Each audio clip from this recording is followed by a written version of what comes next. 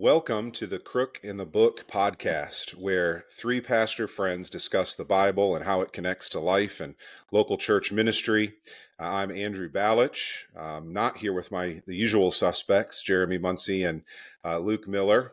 This will be our first interview-style podcast, and we have a special guest, Lilly, who's going to be here with me today. And today's episode, we're going to be discussing children's ministry, specifically children's ministry among some of the youngest among us, the pre-K, the little ones. And so excited for that, and we'll get into it here in just a moment.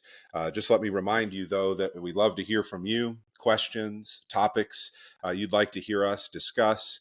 You can find that right on the Westwood website under resources. Just click the Crook the Book and it'll get you to that web form to be able to shoot us any of your ideas and feedback and questions.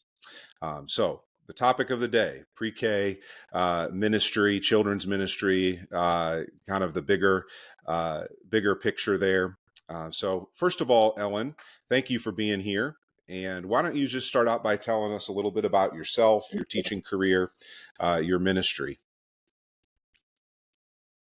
Okay, well, first off, I'm a Jesus follower. Sometimes in your job, you relate yourself to, I'm a teacher, I'm a pastor, but I'm a daughter of a king. So I like to say that first. I have been married to my husband, Keith, for 42 years. I know you don't think I'm that old. We had two children. No, I would never have guessed that. Ariel, she's now Ariel Dials, and Tyler. Those were our two children, and we came to Westwood about, we were figuring it was about 19 or 20 years ago. So Ariel was in the youth group, and Tyler was just getting ready to get into the youth group. They are now grown with that's awesome. families of their own, children of their own, married. And the awesome part is they're worshiping at Westwood too. So I love that. In fact, one of my granddaughters is in my Sunday school class right now. So that is that. Good friends with Etta. Love. We hear her name often. Yes. Oh my. Most definitely. I heard they're like peanut butter and jelly, right? I was a teacher at Mansfield Christian for 33 years. The beginning of my teaching career, I was teaching upper elementary, but then my latter part of teaching, I was in preschool. So I have now been retired for 2 years. I loved my job, but it was time. God showed me it was definitely time to retire, and I had other obligations that I needed to do. So I also have been in children's ministry at churches for even before Westwood. Early into attending Westwood, I was asked to help Faye Harris in the 2 and 3 year old class. And, I thought, I'll just kind of sit low in the pew and nobody will know. But again, God, he asked me to do it. So, yep, okay, I will help. Let's see, Brooks Cox was in there and Dolores Scott. And I helped them, and then that eventually led to me teaching. And Sally Barley and Tammy Owens help me every Sunday. We're not on a rotation. We're in there every Sunday, and we meet at the 9:30 hour. So if you don't come. Well, I've always thought you must really be called and gifted and built for pre-K ministry if you're willing to teach it throughout the school week and then come and do ministry among the same age group on Sundays. But we certainly appreciate it, and everything I hear is all positive. The kids really connect with you and I love are blessed by you. And so next thing I wanted to ask was just tell us a little bit about what your Sunday school class looks like. Some of us who have had kiddos in your class hear little bits and pieces, but I know that doesn't include everybody, and we're sure we don't get the whole picture. And so, just tell us, what does a Sunday morning look like in Miss Lily's class? Well, it is a fun time. It's a fun time. It's geared for the littles. I will say that it isn't just a playtime, though. When they are in the church worship hour, it is a little more play. But we are very structured. We begin with our offering. We call it Pennies for Jesus, and we have a little song we sing, and we sing it each as they put their coins in. I've heard it. It's funny because, yeah, I'm sure you have. They take their time putting the pennies in, so we sing a whole verse just per person. So we can sing that song 8 to 10 times because they all want their own verse sung while they're putting their coins in. And then they do that around the table, and then we get up and we have our own singing time. They're standing up. A lot of the songs are repetitive, and we sing those same songs a lot each Sunday, unless we're practicing for a program. And one of the songs we sing is This Little Light of Mine. And we aren't going to let Satan foof it out, and we're not going to hide it under a basket. But then we add other verses like, okay, well, where are you going to shine your light? Or where did you shine it last week? That could be Walmart or Nini's house. That's what Winston says. It could be at the park. But I tell them, what does that mean to shine your light? And we talk about obedience or not throwing a fit when you're at the store when you want something and mom says no. So we, they're understanding, well, what does it mean to shine a light? After some time of singing, then we have our Bible lesson. And I always begin by this statement. The story I'm going to tell you is real and true. And then they say, because it's in the Bible. And they all try to be the first one to say it. So I show my Bible because I tell a flannel graph story, so they maybe aren't seeing my Bible, but I want them to know the story is real and true. And it's a really good, visual for them to see the story being told. And sometimes I'll have props to go with the story. So then after the story, they have a paper that has stickers and coloring, and then that goes home with the child. And it's really good because it reinforces what the story was about. And when parents, well, what's it about? Because I'll ask my grandchildren, I forget, and it's only been an hour, so the parent knows, to ask them some questions, and the scripture is right there. Winston so they can talk about it all week. He normally... after that, when we one ask of their Winston favorite after parts Sunday is school, we snack usually time. get the lowdown of what the snack was.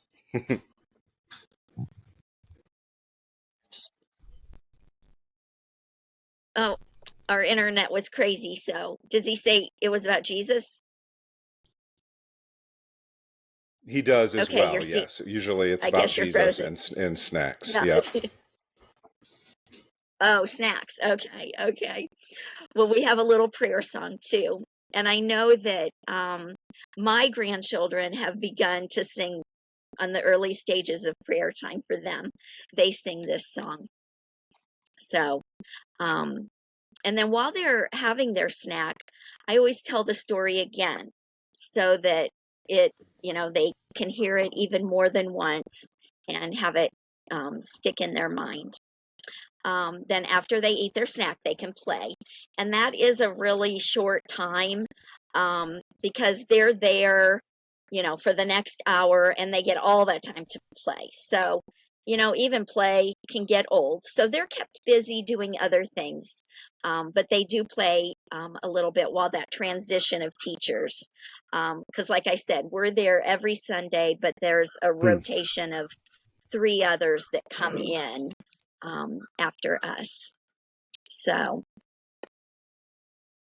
that is our time, and it goes quickly.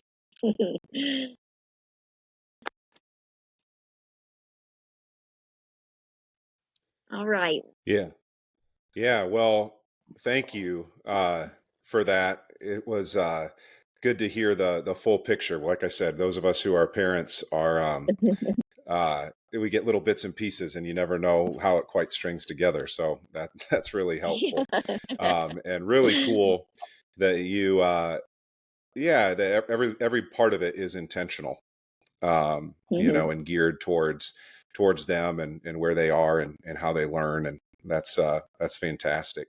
Some people I think sometimes maybe question how valuable it is to do what the gospel potential really is among the little ones.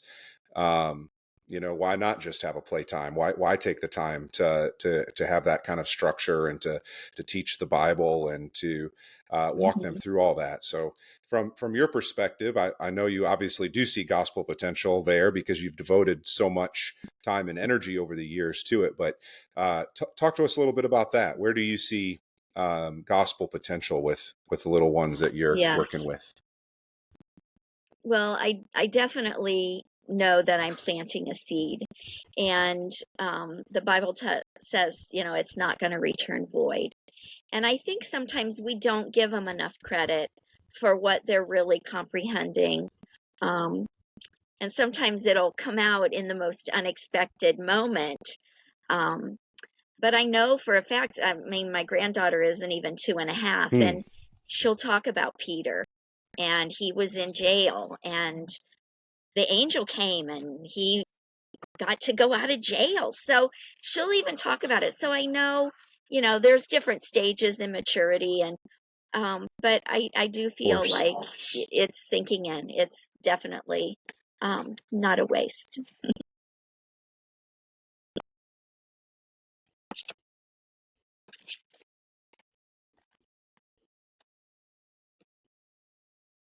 Well, it's amazing how much they do pick up, and you can't force it out of them. But like you said, there's times when it spills out, and it's such a blessing to hear what they're learning. Yeah. What Yeah. about what about some of the challenges of children's ministry? What are some of the kind of, you think, unique ways that teaching the little ones is tough? Well, um, separation anxiety is tough. Um, Sometimes we sit in the rocker by the chair, um, trying a lot of distraction methods. But after a few times, I mean, sometimes they come and they don't know us from Adam, so I don't really blame them for like. But then some, personalities are just outgoing, and whoop, there they go. So the separation anxiety, that can be a little rough. We tell them to cry quiet so we don't wake up the babies.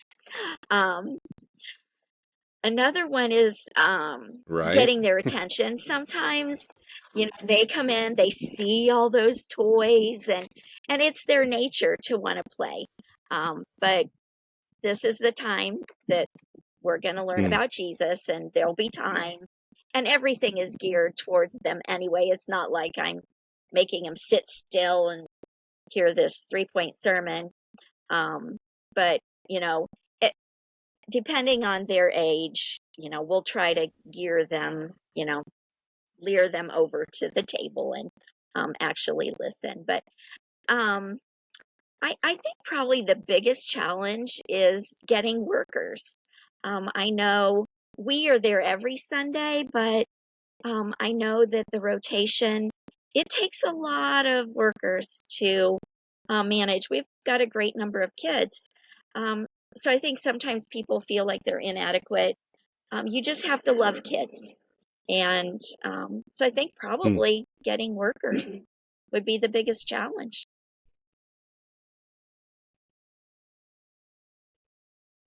Yeah. Well, that's a good word for those who are listening. If you love kids, you can participate in this ministry. I imagine it's also Yeah. challenging too. I know at that age, their little personalities are coming out, and they're starting to be, different, and have different attitudes and likes and dislikes, and trying to corral all that, I'm sure, is fun, you could say. Um, Yeah. What kind of last main question here? I'd love to hear from you to those of us who are parents. You know, is there anything that you'd like to say to parents as a Sunday school teacher, a word of an encouragement or challenge, or just take that in any direction you'd like.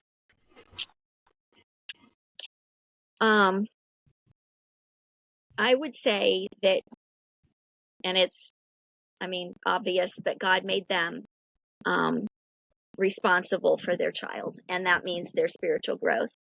I know in teaching at a Christian school and probably at church as well, you can't depend on the church or the church and school to do your job. It's got to be at home, and it's got to be seen by the child in word and deed and action.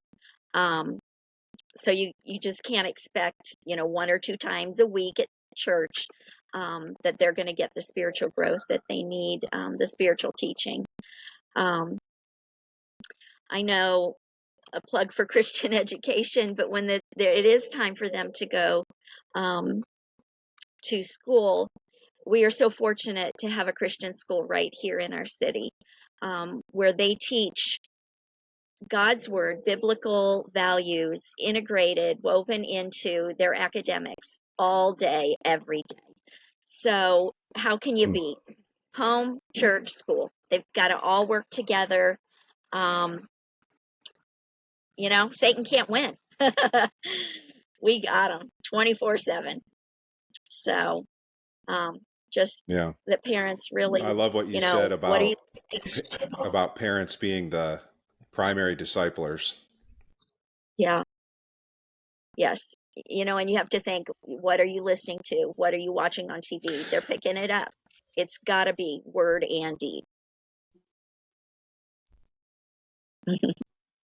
Yeah. Well, thank you for that. That is a great encouragement and also a humbling responsibility as well, to be really sincere followers of Jesus in every area of life, so we can shepherd our kids that direction. And we will mess up. So we've got one more we're kind human. of just we're fun mess question up, that I was curious about. And but before we do that, though, let me just remind you that we love to hear from you. Questions that you have, things that you'd like to hear us address. You can find that again at the website. But Ellen, this is one I just had to ask you in this setting is, what is the worst mess that you have witnessed / had to clean up in ministry to toddlers and pre-K? You are going to love it. And it was self-inflicted. A lot of times I will bring props in for just to make the story stick. And the story was Jesus turning the dirt into mud to put on the blind man's eyes. So I brought in dirt, and it was dry dirt. And I, not really spit, but, into the dirt, and the dirt flew up in my face. Oh, it was crazy. So that came to my mind first. So it was self-inflicted. Yeah. Well, that's not one I was expecting. So that's good. Well, you were expecting the jumping off the stage during the program and those kind of things. Yeah, exactly. That was more in line of what I was thinking, but that's awesome. Well, thank you, Ellen, for joining us. Thank you for your ministry in the school and at our church. It's a blessing. Our kids are being blessed, and we just really appreciate you. So thank you, and thank you all for joining the Crook the Book podcast and listening in, and we'll look forward to catching you next time. Thank you.